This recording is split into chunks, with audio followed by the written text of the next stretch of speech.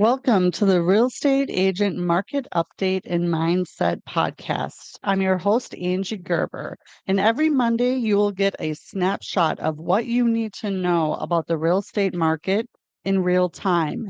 And Thursday's episode will focus on your mindset and leveling up in your real estate business because let's face it, business problems are solvable.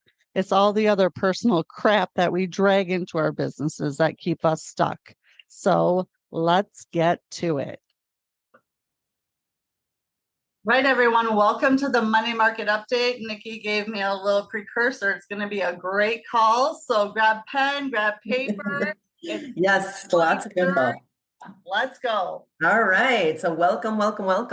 So interestingly enough, we are seeing a great and awesome boost to mortgage interest rates today as a result of the conflict overseas and the bombing that happened, not as a direct result of that, but the lack of response from Iran right now is actually helping the markets, and everybody's kind of just taking a calm measure on it.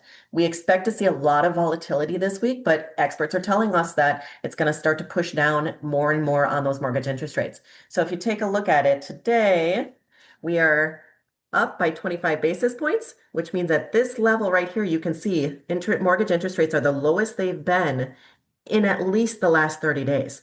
And you can kind of see this downward trend of interest rates. Right here indicates about 6.5-ish as far as interest rates go. So we're starting to see that really good push. To have 25 basis points this morning in improvement from when the market opened to now is pretty sizable when you consider some of these, smaller adjustments that have happened, on the daily. So things are looking really good right now. 30-year fixed mortgage interest rates, 6.5, 6.625 if you want to buy a point down. So things are looking really good from that standpoint. As we see Iran respond to the bombings that the U.S. did on the nuclear facilities, that's when we'll start to see this volatility in the market. And we're talking probably a lot of volatility on the daily basis. So if you are have clients who are currently in a purchase agreement or waiting to close or doing whatever, talk to them today. Say, hey, where are you at? Have you locked your interest rate in? Have you talked to your lender about the volatility that's coming in the market in the next week and a half? Make sure you're on top of it, make sure you're watching, and make sure that you have something that is, that you're locked in at an interest rate that you're happy with, or that you are completely comfortable floating through the volatility in the market. So just as a reminder, it's a good service call to any clients that you have currently in purchase agreements with closing dates within the next 30 to 60 days.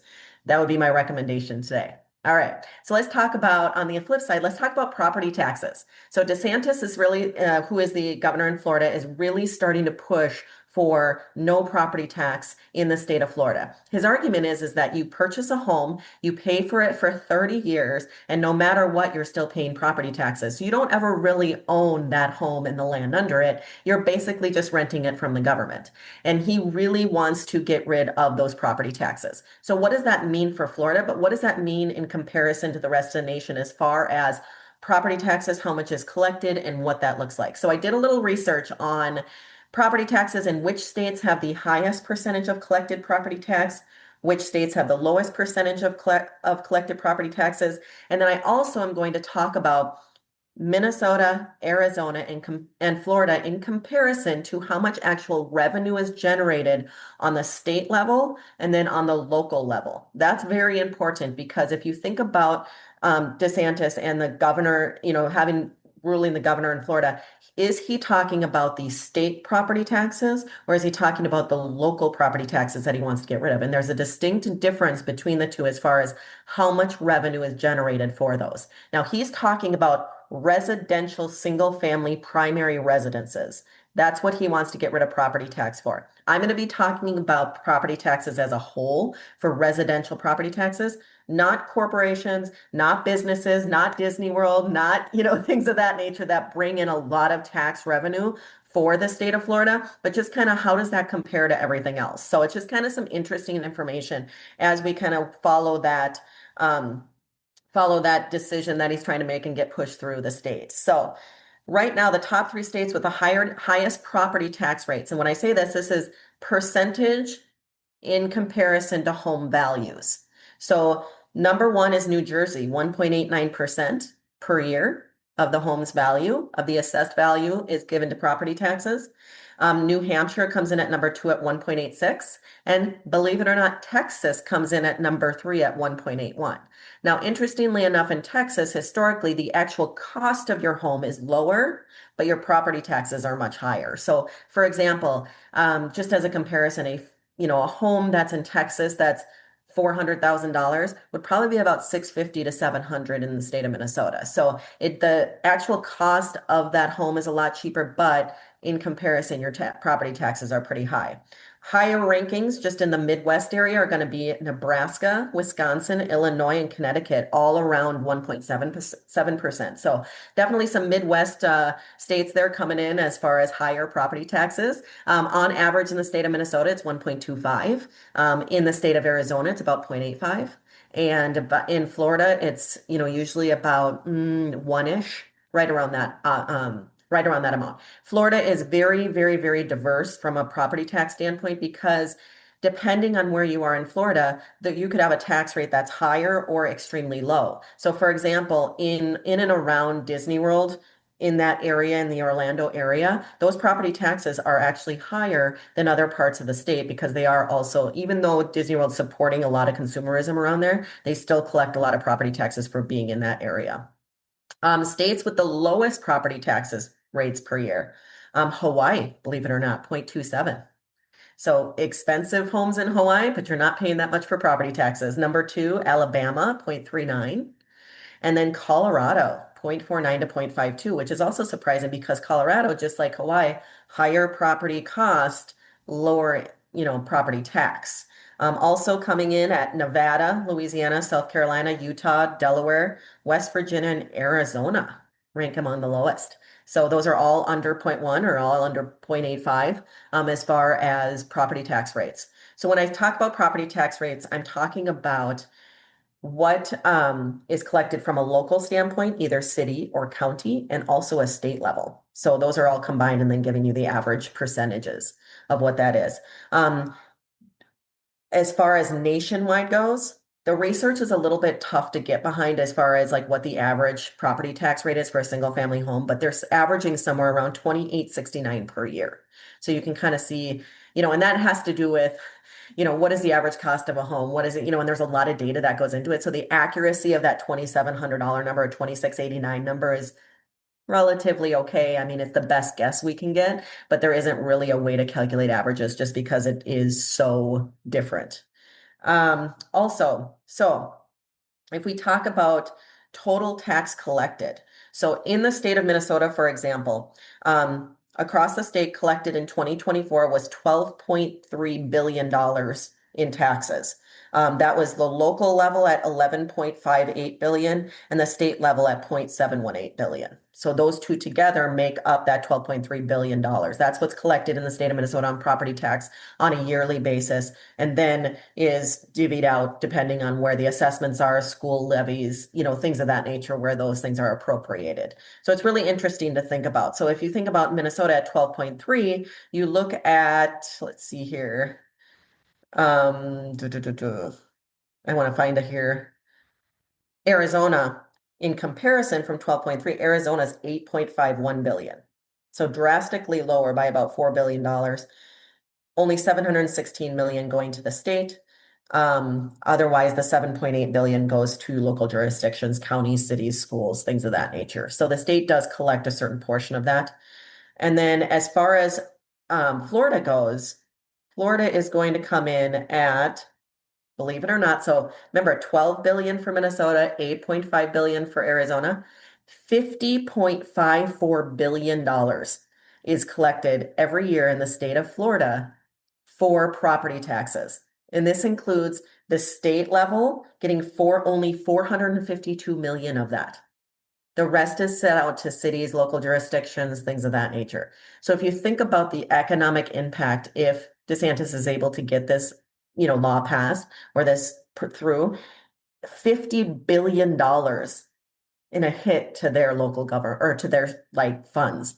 So what the question then becomes is DeSantis saying there's no state property tax, or is he saying hey, you can't rely on local property tax either.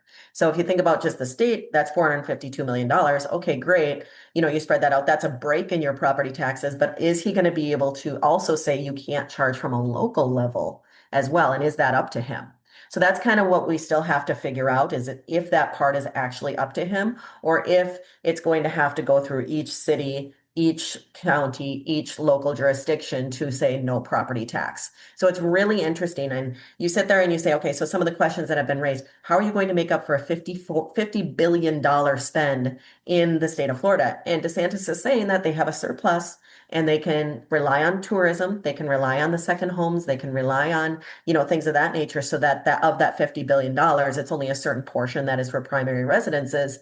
They can still rely on people who have investment properties, people who have second homes, and he thinks it's really going to even out and be able to still give them a big surplus in their budget for the year. So it's really interesting to think about when you compare property taxes from state to state and even city to city. In Minnesota, particularly in the Minneapolis and surrounding areas, there is a huge variation between different counties and what they tax and how they tax. So a good example of this is mortgage registration tax. So Minnesota has mortgage registration tax, which is a collection on of tax on any mortgage that is produced in the state.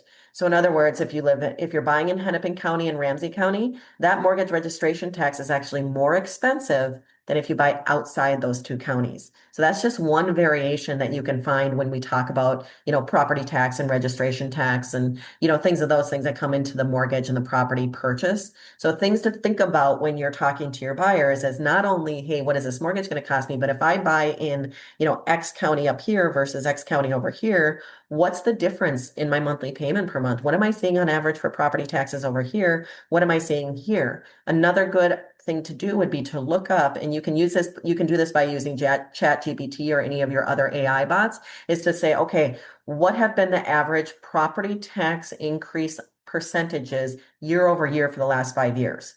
That's important, especially for a first-time home buyer, where although their mortgage payment, their principal and interest is going to stay steady throughout the whole time, it'd be important for them to know how have taxes gone up in the last 3 to 5 years so that they can understand what's going to affect their mortgage payment in the future. So just some things to think about. Not only is it interesting to talk about, which places have lower property tax, what's going to be happening in Florida, but how does that affect your buyers, in the competition and in choosing which home they want to buy and where they want to buy. Oh my gosh, yes, so much good information. And I love it because again, it's this holistic view. And so now when you're talking with your buyers, and Nikki can help you with this, like I'm in Minnesota, I know the difference between Hennepin and Wright and Ramsey and know all of it. But do I have that conversation at a high level, even though I know they only want to be 5 minutes from work and it's right there, maybe in Hennepin County, it's going to be higher. Peel back the blinders and at least let them know that it'll put you as the expert. Maybe not many agents are coming to them, are talking about that. These are great talking points for social media. I mean, all of it. So really, really think about that is just providing and adding extra value. And Nikki, this was, yeah, just like you said, jam-packed, amazing call. Yeah, when you said the 50.54 billion, I was like, whoa. But then you think about it. So if you were to take the piece of the pie of what's actual primary residential versus everything else, that makes a little bit more sense. But it does. Yeah. It does. But if you think about it, I mean, that amount of tax collection is drastically more than Minnesota and Arizona, even combined. And so if you think about that, that's a huge budget. So it'll be interesting to see how that kind of unfolds in Florida and to see, like, let's say it works in Florida. Let's say they do it and it works and everything's great. Will there be other states that will tend to follow after that?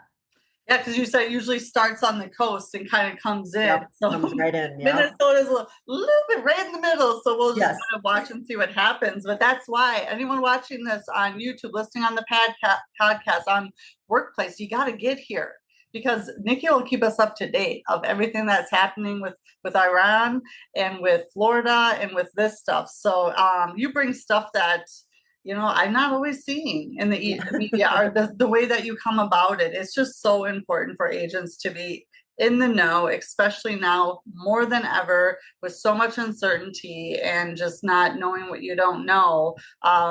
I love your peace of mind. I love your consistency and how you show up and bring us. So what now? What can we do? What is coming? This happened, now that. So appreciate you so much. Absolutely. And just a reminder, call your buyers. If you have buyers that are currently under contract or coming in under contract, call them and talk to them about, have you locked in? Talk to your lender. There's going to be a lot of volatility this week. Lock in if you can. Do what you feel comfortable. Have the conversation. Those are important value pieces for anyone that's in the market right now that is floating an interest rate or is looking at purchasing or even has an offer out there. Hey, when we get this offer signed, make sure you check with your lender right away to see if it's a good idea to lock in. Yeah. What would you say about buyers that are on the fence that now are like, no? It depends on their reasoning for being on the fence. I mean, I've said this time and time again, no matter what market we're in, people need to transact. So we're focusing on those that need to, not necessarily those that want to. And so people that need to transact, they're going to transact. The people that are on the fence and are saying, nah, maybe now is not the right time, they're going to hold off for another 6 months, I would imagine. Okay. It's not to say until they find the right one, or they're going to slow roll it, and then once they find the right property, then they're going to be more apt to transact in that capacity. I do have people that have been on the fence for about a little over a year now. I think in the last week, it's been really weird because I've gotten contacted by 4 to 5 people that were on the fence for quite some time and then are coming around and saying, "Hey, I just found this property. Hey, I just found this property," and kind of wanting to put together some options and even make offers, which is different from what I've been seeing in the past 2 to 3 months. Makes sense. So, Yeah, and like you said, pull up your phone. I love when you pull up your phone and you show yeah. the little check marks. Yeah, it's take advantage of it. Talk to Yep, buyers. Let's get this done. So no, thank you so much. Appreciate it. absolutely. Good. All right. Well, next week it'll be you and Carrie. I will not be on the call, but we will still be having it, and I'll be watching. Or if I can't get it live because I'll be on a plane, I will definitely watch the replay. Thank you so much. I'll drop Nikki's information in the comments. Reach out to her. If you need help at all, we're here and happy to help. And yeah, till next time. Have a great one. All right, you too. Bye-bye.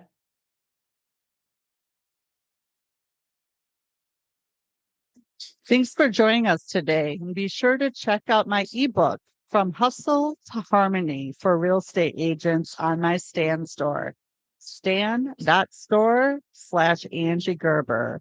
And until next time, remember, nothing changes if nothing changes. Now go sell something.